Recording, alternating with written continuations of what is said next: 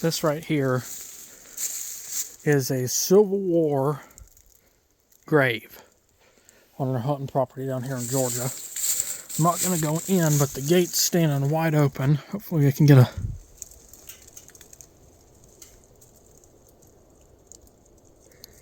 That's what the grave looks like, the grave stone. You can see the indention of it right there. Cool fun fact about this is that this property is put in a conservatory so it can't be developed. And another fun fact, he is standing straight up and down in his uniform.